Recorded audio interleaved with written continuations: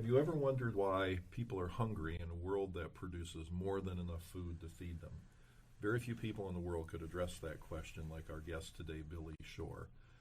Billy is one amazing person. He's the executive chair of No Kid Hungry and its parent organization, Share Our Strength. I'm Kelly Brownell, director of the World Food Policy Center at Duke University and professor of public policy at Duke. Billy and his sister Debbie founded Share Our Strength in 1984 and have led the organization in raising more than $600 million to fight hunger and poverty. Billy spent the early years of his career in national politics, serving on senatorial and presidential campaign staffs and serving as chief of staff to former U.S. Senator Robert Kerry. He returned to the national stage in 2014 when Congress appointed him to the National Commission on Hunger, a bipartisan group given the task of agreeing on the best ways to effectively use existing programs and funds to address hunger in the United States.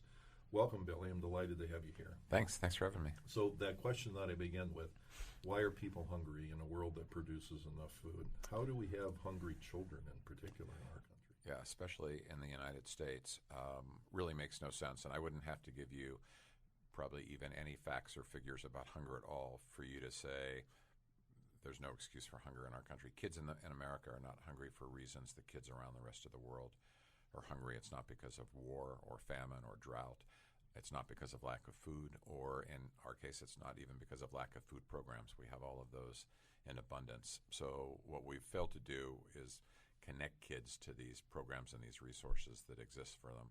I think it's important to, just think about hunger as the symptom of a deeper problem of poverty. And unfortunately, the kind of structural poverty that exists in our country has meant that even when the economy is doing well as it is now, a lot of people still get left behind.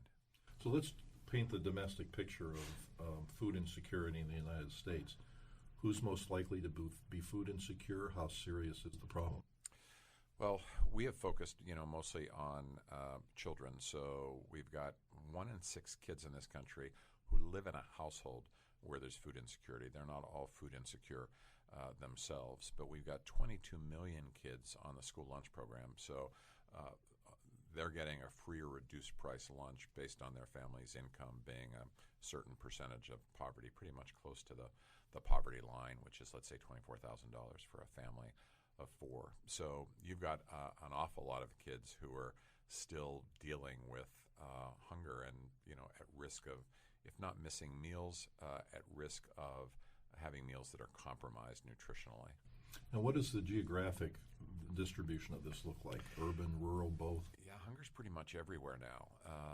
Certainly urban and rural, certainly large. There's concentrations of poverty in large urban areas.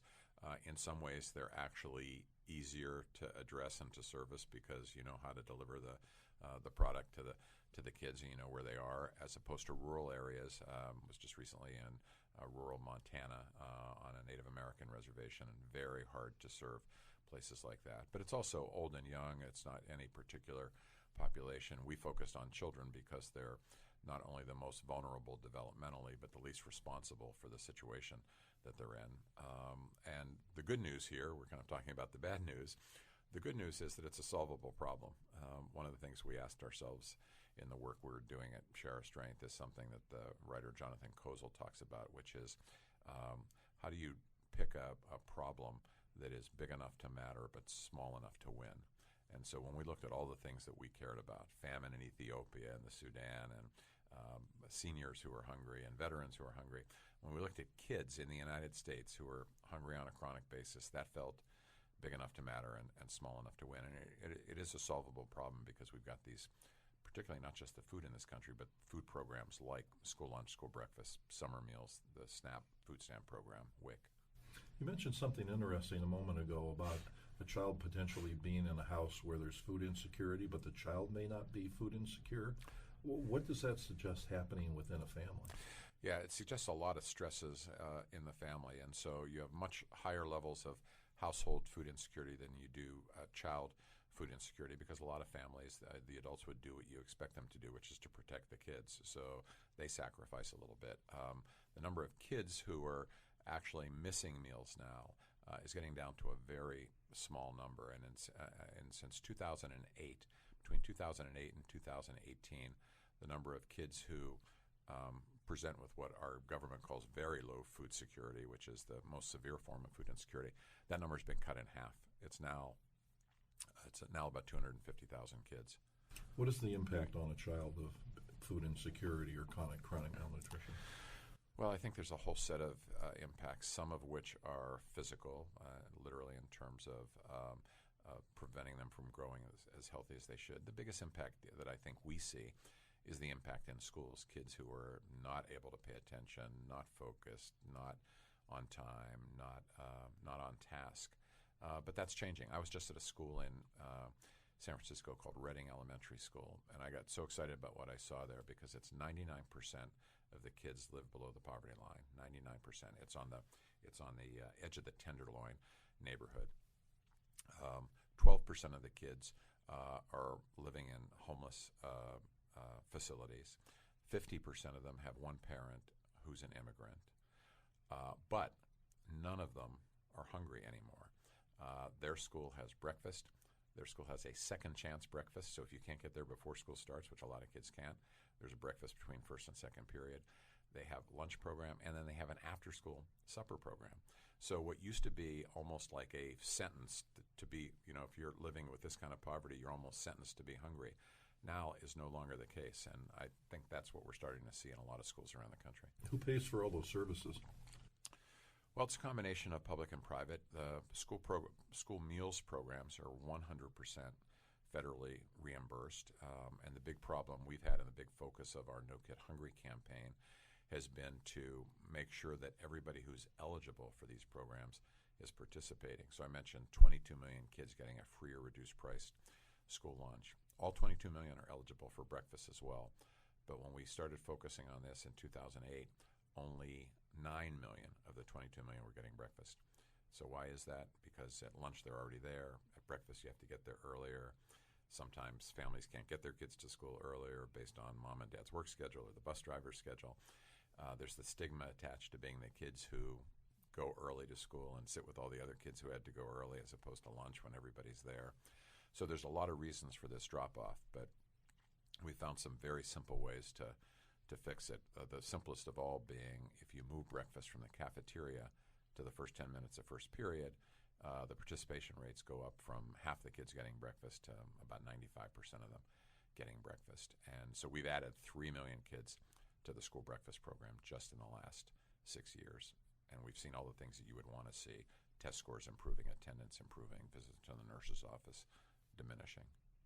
So if one believes that children should be protected and that public funds should be used for this, if you begin with that premise, there are a lot of ways you could invest in children. You could try to improve the schools. You could do drug abuse prevention, a long list of things potentially.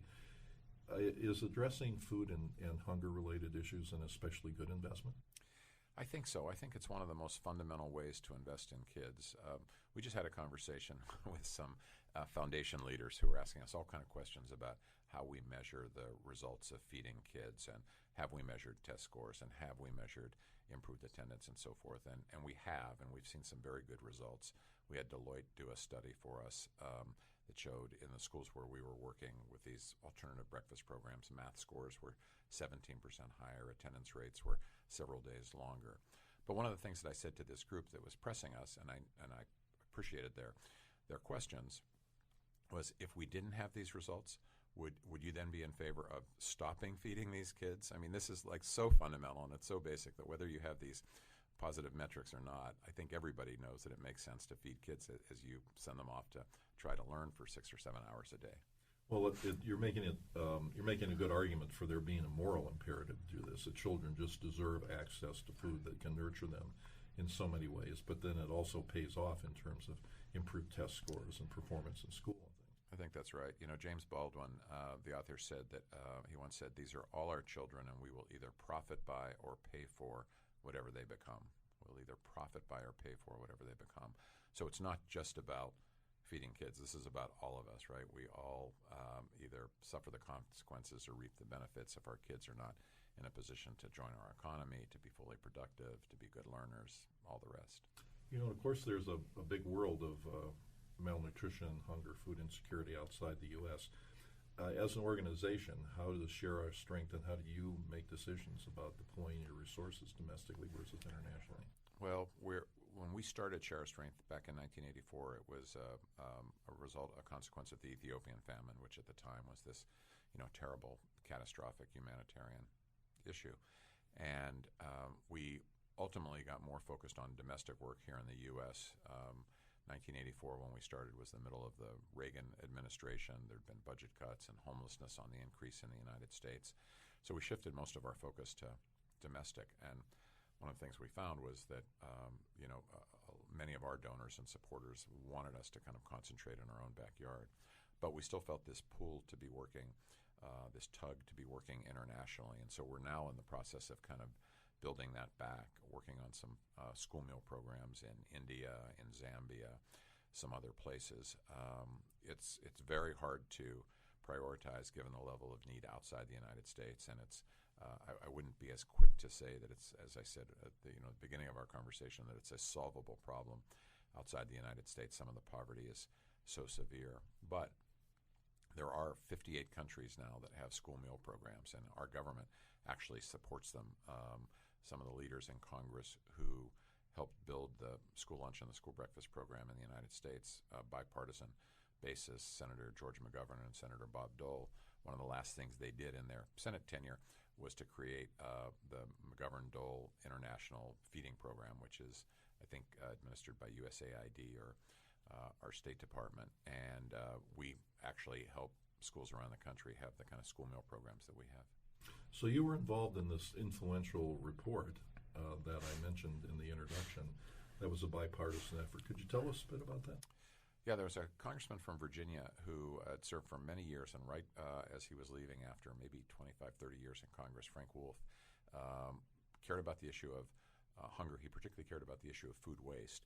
And he had inserted into, one of these last-minute, late-night, nobody paying attention omnibus appropriations bills, a provision that there should be a national commission on hunger to report to Congress on solutions for addressing hunger. And so there were 10 members, 5 of us appointed by the Republican leadership, 5 by the Democratic leadership. And we went around the country, actually. One of the things we were urged to do is not just sit in a conference room, but go out and talk to people who are hungry, go to Arkansas, go to the Mississippi Delta, go to Native American reservations. We traveled, all over the country to try to bear witness to what the issues are, to see what people were struggling with, and then to come back with some bipartisan solutions. So we ended up with a unanimous report that was very, very strongly in favor, surprisingly, given the number of Republican colleagues I had on it, but very strong in favor of the SNAP food stamp program as one of the mainstays of how we fight hunger in this country, and a whole set of other recommendations, some around how to make sure that the foods that people are able to access through federal nutrition programs are healthier for them as well. So bipartisan support seems to be in short supply these days. How in the world did 5 Democrats and 5 Republicans come together like that?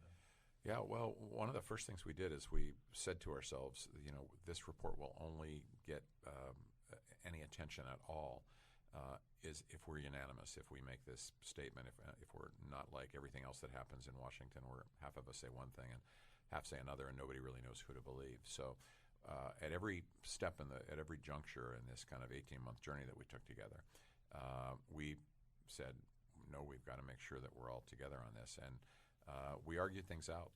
We spent a lot of time, and we circulated drafts. It was almost like a process where, justices on some court would keep circulating opinions back and forth to each other and editing each other's opinions till we got to some consensus. But I think it was worth it. And nobody had an agenda. Nobody was trying to score political points.